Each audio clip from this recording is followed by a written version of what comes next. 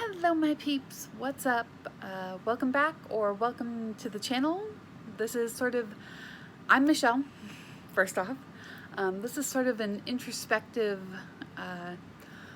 rambly diary type video where I'm able to go back on it in the future and see what's changed and what hasn't changed. And today the topic is reinventing yourself. And I don't know where the idea came about that once you turn 18, 25, 30, 40, you have to stop reinventing yourself. You have to stop finding passions, you have to settle down and just become boring, for lack of a better word. And I don't really know where that came about, but whoever decided that that's what needed to happen really needs to get taken out behind the woodshed, because it doesn't matter what age you are, you can always find new passions, go a different direction in life, and all that jazz, because we were never meant to stay the same. We were never meant to be stagnant. We're always meant to be growing, and we're always meant to be changing. And maybe in your life it feels as if things have been really stagnant and just really haven't gone anywhere, and you're just wondering, what the hell is happening? Why am I stuck? There, of course, are a few reasons of the fact that you are not willing to put in the effort to change. Another one is that you can't believe that you can change. It's been basically just kind of metaphorically beaten out of you that you can change. And the belief that you can change is the start. It is that first step on actually doing the damn thing. If that's not it, and you've been on this journey and you're just kind of I just don't feel like I'm going anywhere, it could be that you are currently in your own personal winter. I believe we were never meant to be stagnant, we were never meant to be still, and we were always meant to follow the seasons. We have our own internal seasons. There are times when it's spring and everything's blooming and passions are just bursting, and you kind of flow into summer where everything's growing and changing and taking shape and things are just growing. And then you get into fall where things have come to fruition and you've done the harvest and things are slowly starting to slow down. And then you get to your winter where you basically get to rest. And we all follow these cycles of life. We should follow these cycles of life, which is why a lot of people in the world today are experiencing burnout. They've been doing spring, summer, fall, back to spring, which if you do not give your mind and body a chance to rest, eventually it will do it for you. And that is one of the things that is really, I haven't really heard it talked about a lot, is the fact that you need to actually follow your body's cycle. Because I have found that there are days and weeks and months where the only thing I want to do is sleep. The only thing I want to do is rest. I'm not feeling passionate about anything. I'm just feeling a bit listless. And of course, in society, we've told ourselves that if we're not busy, we're lazy. And there's nothing wrong with being lazy. There's nothing wrong with needing rest. And so what happens is this juxtaposition of, I don't feel like doing anything, my mind and body are trying to tell me to rest, but I've conditioned myself to keep working, to keep moving, to keep going, to keep whatever it happens to be.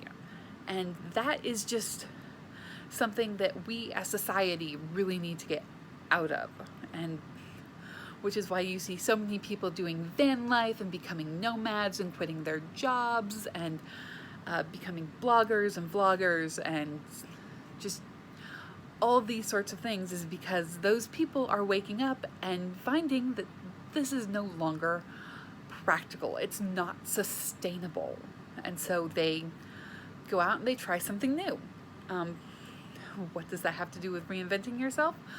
It does. It does actually have a lot to do with reinventing yourself, because you are basically wrapping yourself up in a cocoon and becoming a different kind of butterfly, perhaps. And this is, and to segue into the sort of next topic, I believe society has kind of taught us that we're not allowed new passions. Once you reach a certain age, we're not allowed to try anything new.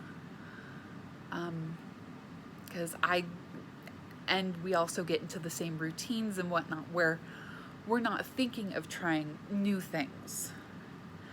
And that's something else that we need to change, is our way of thinking, because you never know if picking up that crochet hook could lead you on a completely different journey. If picking up the paintbrush or the pen or the frying pan or whatever it happens to be that you are passionate about, whether that is saying, I don't need all of this, I don't want all this stuff, and I'm going to let out of my car for, the rest of my life. I'm going to, at the very least, try. And that is something that is very frowned upon in society. It's kind of like, oh, I've picked up a new hobby. Oh, what is it? And if it's not like a set number of like acceptable hobbies, then you're not doing it right. Because I know that when I told my family that, hey, once we sell the house, I'm going to go live out of my car, it was very, well, are you sure?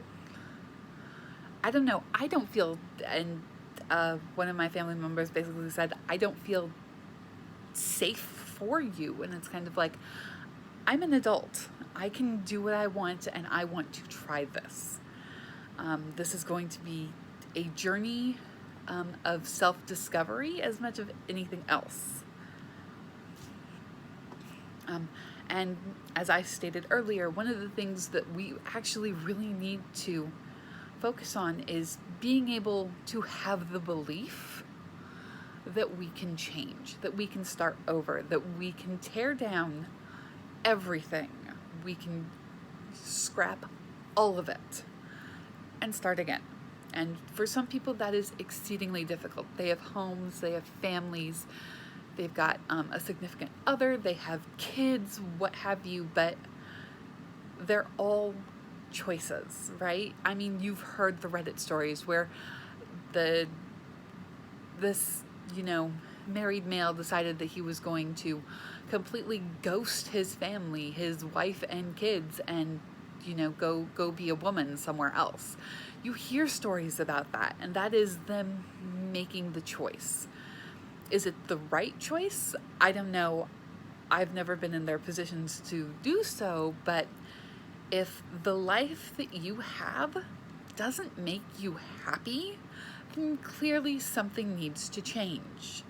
And I know that a lot of us out there are reaching that point where it's kind of like, okay, I'm doing this. I'm changing because I don't want to be here anymore. And on the flip side, there are those that will complain and moan and bitch, and they will just not do anything about it because they feel like they're stuck. And that's something that, it's their choice, and perhaps it's because they truly just want to be negative, but it could also be that they don't know how to change. They don't know where to start. It's the belief. The belief isn't there. Now, how do you start believing? I know for me, I speak it out loud, and I speak it out loud multiple times a day. So it can be just as simple as stating every morning when you wake up and every evening when you go to bed, I can change. I can start over. I can begin again. I can reinvent myself. The one I'm currently doing is the better it gets, the better it gets, because I'm the one that is perpetually waiting for the other shoe to drop.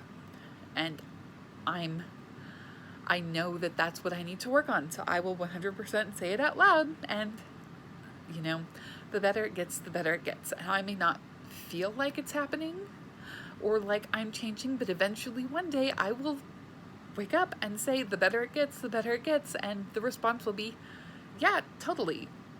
Why not? From my body. I know that right now when I say it, my throat gets really tight, tears well up in my eyes. It's just kind of like, I don't believe it yet. But one day soon I will. And it may take weeks, it may take months, but I'm willing to put the work in. And that's something else that a lot of people don't do when it comes to reinventing themselves, is once they somehow miraculously get the belief, it's kind of like, okay, things are going to change. Because I believe they are. And on some level, it's true. You'll start acting differently because you have this new belief, but unless you actively put it into practice, it's never going to go anywhere. So that is also something that we have to do, is we have to figure out, okay, I can reinvent myself. What do I want to do? And then go after that wholeheartedly. And I did that. At the end of 2020, beginning of 2021, I quit my security job that I'd had for 6 years at that point. 5.5, 6. It was somewhere in there. And I said, I'm going to be a freelance writer. I knew it. I felt it. I'd always wanted to be a writer, but I could never seem to get my fiction writing off of the ground. And produce stories and produce novels. So I 100% basically went, I'm quitting the job. I have several months of bills, money for bills saved up. I am going to become a freelance writer. And I tried. I will admit the first couple of months was actually me like recuperating from the fact that I'd been working so hard. Sure, it was only 3 days a week, but these were 3 exceedingly hard days. And I'd been working at this job for years, and my body just said, okay, we don't have to do this anymore. You're going to sleep. You're going to rest. And once I was done with that rest period, I said, all right, cool, we got this. Let's do it. And I did. I found a job. It did not pay well. Content writing agencies really make you work for it. But I thought I can at the very least get some money in. I can get better at my writing, and then I can get the better clients. And it really didn't work that way. I was writing 5,000 to 10,000 words a week. I was so busy writing content for this agency that at the end of the day, I didn't want to go and try and get more clients, new clients. I was done. And so September of 2021, I hit my breaking point and I had a meltdown. I had an anxiety attack so bad that I wanted to unalive myself. Clearly, I'm still here. I didn't. I had the reaction of, okay, we left that security job in good terms. Maybe we can go to a different site. And I went back into security. And so was I kind of stupid in not having like any freelance writing going on before I quit my job in 2020? Yes. 100%. I was, but then again, I was burnt out of security. I would spend the days off I had resting, sleeping, and not sleeping well, mind you. It was just this constant inner dialogue in the back of my head of, hey, in X amount of days, you have to go back to work. And you need to do, XYZ before you do it. Before you have to get back before your week starts. And so it was so difficult and so hard. But I reinvented myself. I became a freelance writer. I found out how hard it was. And eventually I burned myself out of writing. And I have a blog. It's still under construction. I've written maybe 700 words for it since then. Since September of last year, I'm still burnt out on writing. And so it's sort of reinventing myself again. I'm doing YouTube now. I'm still working 3 days a week, 12-hour days. I'm still working 36 hours a week. But it's different because I'm prioritizing myself first. Whereas before I wasn't. I was like being super careful and like the best I could be and like the best customer service and always smiling and always happy. And at this place, I'm not. I will still smile at people. I will still make sure I do my job in an acceptable manner, but I'm no longer putting the job first. I'm no longer putting it first. And that has given me the energy to go ahead and do YouTube, to start, baking for friends with the knowledge that I may turn into a baker, to take up tatting, to take up my crochet work again, to start painting, to start learning how to play the piano. It has allowed me so much just from a tiny, simple shift of I come first. I believe that I come first, and my self-care comes before anything else. And that's because I believed I could, and that I believed I would, and so I did. So for those of you out there who are struggling to reinvent yourself, are struggling with new passions, it could be that what you really need is a break. You need a chance to be able to sleep and to rest. And for those of you who are very much just kind of like, okay, I'm done sleeping, I'm done resting, I'm full of energy, let's go. It's time to find something that could lead you to the rest of your life. No matter what age you are, 40, 50, 60, 70, 80, 90, it does not matter. You can always choose a different path. You can always choose you. And I hope that you start doing that, and that if you are in a position of working in a job that you don't like, but have to, I do hope you take that time to change the perspective, to put yourself first. That is really all I have for y'all today. I hope you're having an awesome day. I hope things are going great for you, and if not, I hope you can see the light at the end of the tunnel.